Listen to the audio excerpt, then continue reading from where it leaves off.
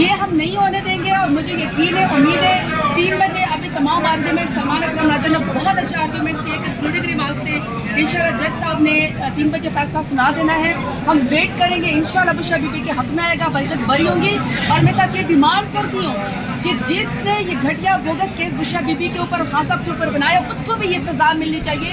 ये हम तमाम खवातीन की डिमांड है। और उसकी वजह है कि अगर आप इमरान खान का मुकाबला सियासत में नहीं कर सकते, अगर आप इमरान खान को मैदान में हरा नहीं सकते, तो इसका ये मतलब नहीं है कि आप खवातीन के खिलाफ इस तरह के कवानीन, इस तरह की घटिया केस इस्तेमाल करें ताकि खान साहब का मोराल डाउन आ जाए।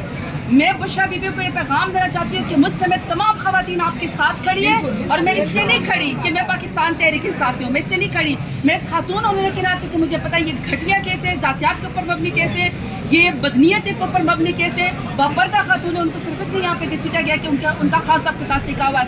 अजीब मुल्क के अंदर तमाशा बना हुआ है कि किसी को गुनाह करने के ऊपर या गलत काम करने के ऊपर सजा नहीं मिलती है, शरई निकाह करने के ऊपर सजा मिल रही है। ये पाकिस्तान की, इस्लामी जमहूरिया पाकिस्तान की तारीख में कभी ऐसा नहीं हुआ और इस प्रेसिडेंट को बनने भी नहीं देना चाहिए। बाइज्जत बरी होके जिन लोगों ने ये घटिया केस बना दिया उनको सजा मिलनी चाहिए। अच्छा, क्या लगता है कि इसके बाद अगर फैसला आपके खिलाफ आ जाता है फिर क्या कहेंगे?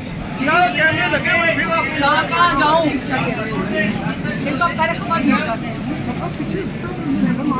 उधर से भी रास्ता है। जी यकीन करें लोग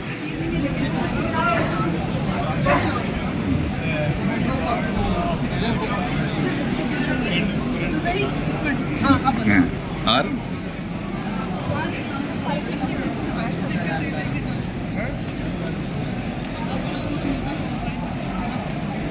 आमना भी रहे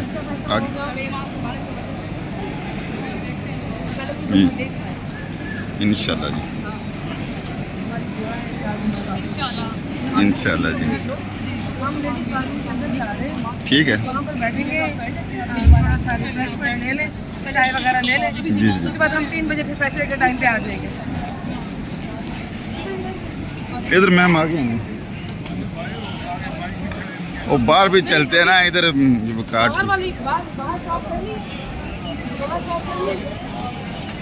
थोड़ा सा सांस ले